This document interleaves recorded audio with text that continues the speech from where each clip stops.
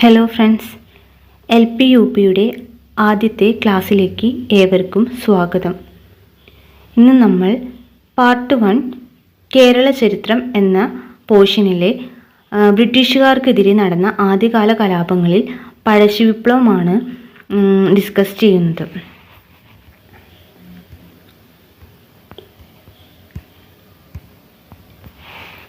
പഴശ്ശിക്കലാപം ഒന്നാം പഴശ്ശിക്കലാപവും രണ്ടാം പഴശ്ശിക്കലാപം എന്നിങ്ങനെ രണ്ട് പഴശ്ശിക്കലാപങ്ങളാണ് നടന്നത്. ഒന്നാം പഴശ്ശിക്കലാപത്തിൻ്റെ വർഷം എന്ന് പറയുന്നത് 1793 മുതൽ 1797 വരെ. വർഷം ഇമ്പോർട്ടൻ്റ് ആണ് എന്നാണ്. 1793 മുതൽ 1797 വരെ. ഇനി ഒന്നാം പഴശ്ശിക്കലാപത്തിൻ്റെ പ്രധാന കാരണം എന്ന് പറയുന്നത് എന്താണ്? ബ്രിട്ടീഷുകാരുടെ തെറ്റായ നികുതി നയമായിരുന്നു. ഇത് ഇമ്പോർട്ടൻ്റ് പോയിൻ്റാണ്, പല എക്സാമുകളിലും ചോദിച്ചിട്ടുള്ള പോയിൻ്റാണ്. ഒന്നാം പഴശ്ശിക്കലാപത്തിൻ്റെ പ്രധാന കാരണം എന്ന് പറയുന്നത് എന്താണ്? ബ്രിട്ടീഷുകാരുടെ തെറ്റായ നികുതി നയം. മറ്റൊരു കാരണം എന്ന് പറയുന്നത് 1793 പഴശ്ശിരാജയുടെ അമ്മാവനായ കുറുമ്പ്രനാട് രാജാവിന് ഒരു വർഷത്തേക്ക് കോട്ടയം പാട്ടത്തിന് നൽകിയത്. അതാണ് മറ്റൊരു കാരണം. കുറുമ്പ്രനാട് രാജാവ് കേട്ടോ. ഓക്കെ, ഈ കോട്ടയം എന്ന് പറയുന്നത് രാജകുടുംബത്തിൻ്റെ പേരായിരുന്നു. മലബാർ മേഖലയിലുള്ള, അതായത് കണ്ണൂർ ജില്ലയിലുള്ള ഒരു രാജകുടുംബത്തിൻ്റെ പേരായിരുന്നു കോട്ടയം എന്ന് പറയുന്നത്.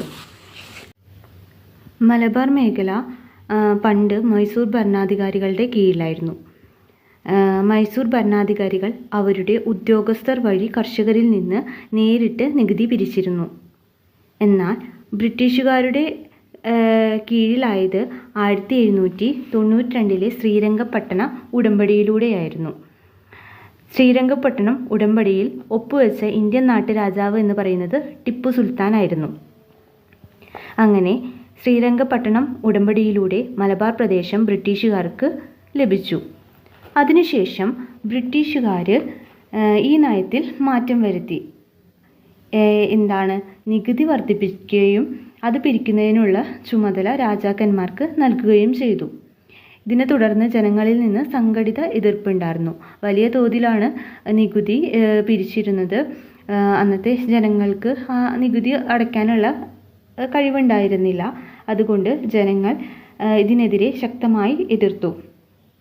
ഇനി പഴശ്ശിരാജ ഈ കലാപത്തിൽ വരാനുണ്ടായ കാരണം എന്ന് പറയുന്നത്, ബ്രിട്ടീഷുകാർ മൈസൂർ പിടിച്ചെടുക്കുന്നതിന് വേണ്ടിയിട്ട് ടിപ്പുവിനെതിരായ യുദ്ധങ്ങളിൽ പഴശ്ശിരാജ ഈ ബ്രിട്ടീഷുകാരെ സഹായിച്ചിരുന്നു.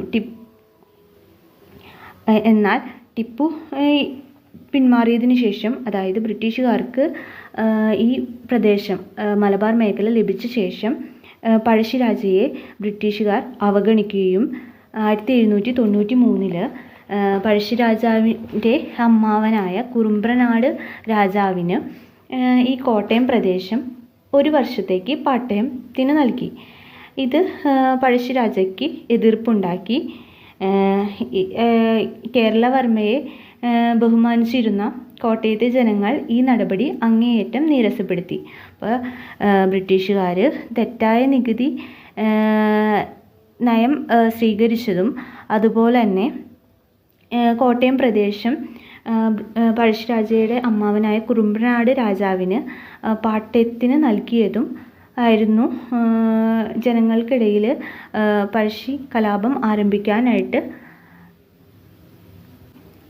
പഴശ്ശിക്കലാപത്തിന് പ്രധാന കാരണങ്ങൾ.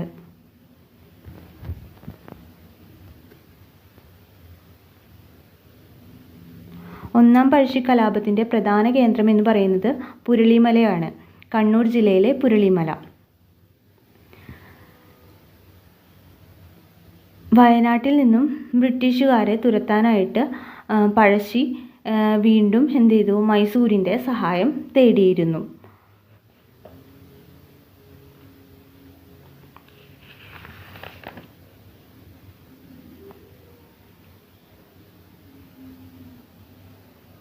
ഒന്നാം പഴശ്ശിക്കലാപം അവസാനിപ്പിക്കാൻ പഴശ്ശിരാജയും ബ്രിട്ടീഷുകാരും തമ്മിലുള്ള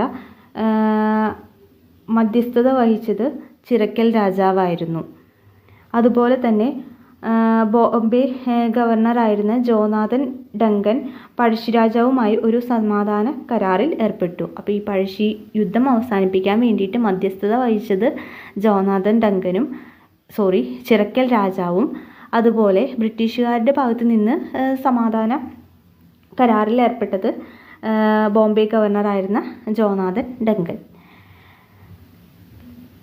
ഈ കരാറിലെ പ്രധാന വ്യവസ്ഥകൾ എന്ന് പറയുന്നത് ബ്രിട്ടീഷുകാർ കുറുമ്പ്രനാട് രാജാവുമായിട്ടുള്ള ഉടമ്പടി റദ്ദാക്കി പഴശ്ശിരാജയ്ക്ക് മാപ്പ് നൽകി.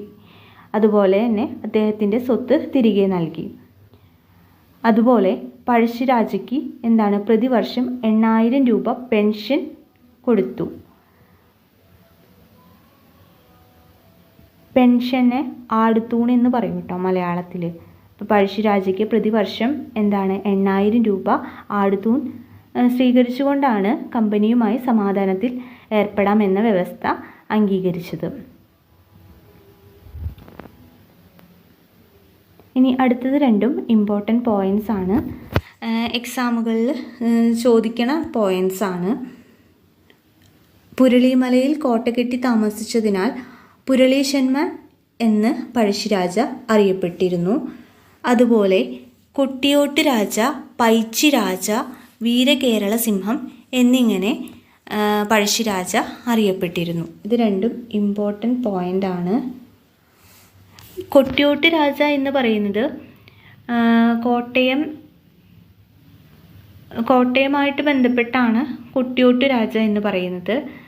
പൈച്ചി രാജ എന്ന് വിളിക്കാനുള്ള റീസൺ എന്ന് പറയുന്നത് ബ്രിട്ടീഷുകാർക്ക് ഴ വഴങ്ങില്ലായിരുന്നു. അപ്പോൾ ഴ വഴങ്ങാത്തത് കൊണ്ടാണ് പഴശ്ശിരാജയെ പൈച്ചി രാജ എന്ന് വിളിച്ചിരുന്നത്. പൈച്ചി രാജ.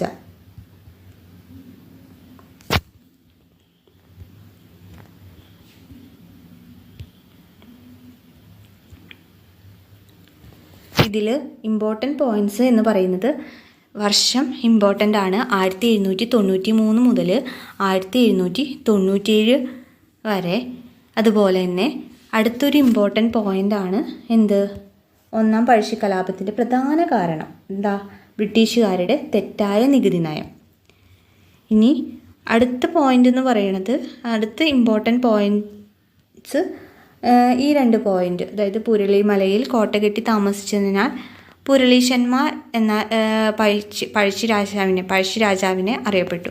പുരളിമലയിൽ കോട്ട കെട്ടി താമസിച്ചതിനാൽ പുരളീശന്മാർ എന്ന് അറിയപ്പെട്ടു. അതുപോലെ തന്നെ മറ്റു പേരുകളാണ് കൊട്ടിയോട്ട് രാജ, പൈച്ചി രാജ, വീരകേരള സിംഹം.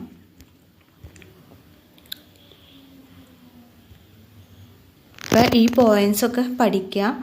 പിന്നെ ഞാൻ എക്സ്ട്രാ പറഞ്ഞ പോയിൻറ്റ്സൊക്കെ ഒന്ന് ഓർമ്മയിൽ വയ്ക്കുക. പോയിൻറ്റ്സൊക്കെ പഠിക്കുക. അതുപോലെ ഞാൻ എക്സ്ട്രാ പറഞ്ഞതും ഒരു കഥ പോലെ ഓർത്ത് വയ്ക്കുക. അപ്പോൾ നിങ്ങൾക്ക് സ്റ്റേറ്റ്മെൻറ്റ് വൈസ് ക്വസ്റ്റ്യൻസ് വരുമ്പോൾ ചിലപ്പോൾ ഉപകാരപ്പെടാം. അപ്പോൾ ഇന്നത്തെ ക്ലാസ് ഒന്നാം പഴശ്ശിക്കലാപത്തെക്കുറിച്ചാണ്. നാളെ നമുക്ക് രണ്ടാം പഴശ്ശിക്കലാപം എടുക്കാം. Thank you.